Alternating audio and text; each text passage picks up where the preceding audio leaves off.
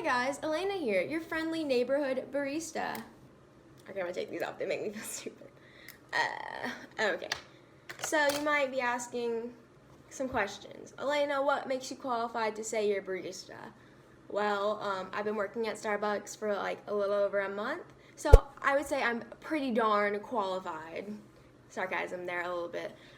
Also, I've been a customer with Starbucks pretty regularly for about a year, so that must give me some cred. So I feel like that balance gives me a good point that I know what happens behind the scenes, but also what it's like to be a customer. So I thought I'd make this video to help with some confusion that I had whenever I was ordering from Starbucks and some problems I have while I'm working at Starbucks. Also, given the topic of the video, I felt it was appropriate to go get a drink, and today I'm drinking a grande blonde vanilla bean coconut milk latte, which is actually a macchiato, but we'll talk about that later in the video. Let's just get right into it. And I want to start this off by, I want to preface this information by saying that although I do work for Starbucks, I do not speak on behalf of Starbucks, and all these opinions are my point of views, and they are not associated with the company. So I think I'm going to do this in order of least important to most important, just so y'all can like see how it escalates. So our first one is going to be, it's just about like the wait times at Starbucks. We do have like a limited amount of machines and a limited amount of people working, and we're all assigned different jobs. It's not like we can just run around and go do whatever we want. So like the person who takes your order at the register can't usually go get your latte made or whatever, or they can't go to the drive-thru, and like for the most part you're pretty locked down to where you are. This is just to make sure that things are efficient. So if it looks like someone isn't like helping you as soon as possible, it's not because that they don't want to or they're being lazy. It's usually because they can't, because they're kind of locked in that position, and it's beneficial for you and them to stay there because it's actually like it's been thought through. It's like the most efficient place for them to be at that time. That being said, another thing about wait times is that we have limited machines, so like we can't just constantly whip out drinks. Like there's really a time limit for the amount that we can whip out, because so drinks have espresso, it takes about 20 seconds to pull one shot of espresso. So and drinks that have like 2 or 3 shots of espresso, it's gonna take at least 40 seconds to a minute just to get the espresso. Along with that, you're also steaming the milk. Usually we're steaming the milk and pulling the shots at the same time, but you know, there are like delays. So as fast as we want to go, we can't, because we have the limits on times. Like those are constraints that there's no way we can change that. Like even the most talented barista, they can't get beyond those time limits. Number 2, this is gonna seem like a really small thing, but if you go like on any like forums or anything, you'll see some people who work at Starbucks complaining about this. But it's so if you ever want water, you know, water is usually free at Starbucks, the cup of water that is. Please go order it at the register, not at the landing pad, like where you get your drinks, because what happens is the person who's on bar is usually pretty in the process, like they have to sequence drinks to make them come out as fast as possible, and while maintaining quality. So whenever you ask them for a water up there, it can sometimes throw them off. So if it's not too busy, like it's not a big deal, but if possible, go up to the counter to order water. Your baristas will appreciate it, and as long as it's not like too much of a struggle on you, it really helps both of y'all. Try to get your order to the best of their ability, what you want, and make it to your liking. The fourth thing I want to say is to know what you're ordering, because this will help you and the barista a lot too. So I feel like a lot of people, well, not a lot, maybe some people, they don't really understand the different kinds of coffee, so I'm just going to do a quick rundown.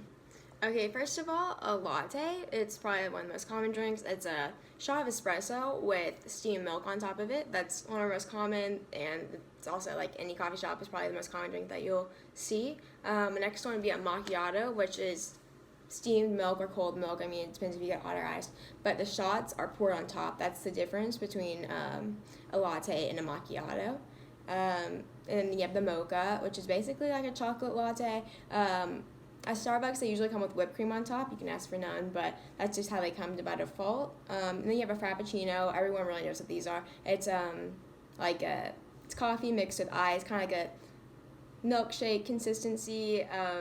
Yeah, I mean, it's pretty self-explanatory. It's hard to explain, I guess, almost. I don't know. Then you have an Americano. An Americano is espresso mixed with hot water. And, yeah, it's kind of almost like our drip coffee, but it's not exactly. Speaking on that, our drip coffee is the coffee that's usually behind the counter. It's not espresso, it's from beans. It's the one, like if you make coffee at home through a paper filter, it's usually the same kind of stuff that you'll be drinking there. Our iced coffee is also made that way through a drip process. The difference between iced coffee and cold brew, I know a lot of people ask us, is like the iced coffee is brewed the same way that our hot drip coffee is, but our cold brew is actually steeped in, it's like being steeped in cold water for a certain amount of time, like about 12 hours. So the cold brew tends to taste less acidic and has a less bitter taste than our iced coffee. So those are the differences.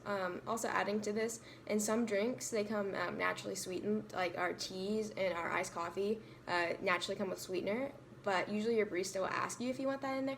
But if they don't, you can specify that you do or you don't, but it's usually pretty good to specify that. But usually if you forget, your barista will ask you.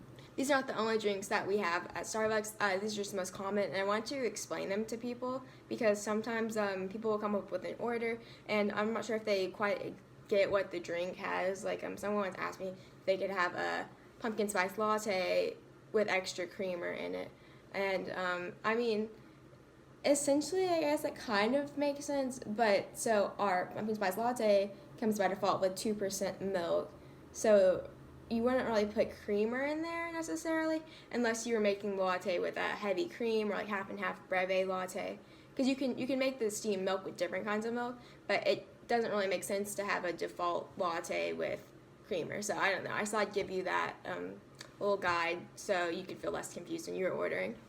Second to last one, I know this isn't that big of a deal, but it is for me because I'm new, so, and there's other people that are new too and we're slow. So usually, especially if you're getting a complex drink order, try to say the size or the type of your drink first before you start saying decaf, blonde, extra ice, extra hot, because it can be hard to remember those things because we can't type in like the extra hot, the extra ice thing until we know at least like the type or the size of drink that you're getting. So if you could go ahead and like say that first, it might be easier for your barista to get. It's not really a huge deal. It's just something to keep in mind when you're ordering. The final thing I want to say, and it's not going to be very popular here, but there's truly no secret menu, or at least no menu I know about that we have at Starbucks. There's nothing like online like that's hidden, like, and any secret menu you see online, I'm sure that we can probably make most of the drinks, but we aren't taught those recipes or anything. So if you want those drinks, we'll be more than glad to make it for you, but you're going to need to make sure that you have the ingredients that go into it. So like a lot of the drinks are made by customizing with different milks, different shots of espresso, different syrups. So if you want those made, you're gonna need to maybe write it down or something and explain to your barista what you want, because we'll make it for you. We don't know those recipes off the top of our head because they aren't from Starbucks. They're from people online who've tested out different things to try them. So yeah. So thanks for sticking through with me through that entire video. I know it might have been a little bit long or a little bit not so interesting, but I just really wanted to help anyone who was struggling ordering at Starbucks or any other coffee shop. Some of these apply there too. So I thought I'd help you with that. Please make sure to like and subscribe if you want to see more content from me. I try to upload at least weekly, but it shifts around sometimes. But I hope everyone has a great day. Love y'all. Subscribe, leave a comment.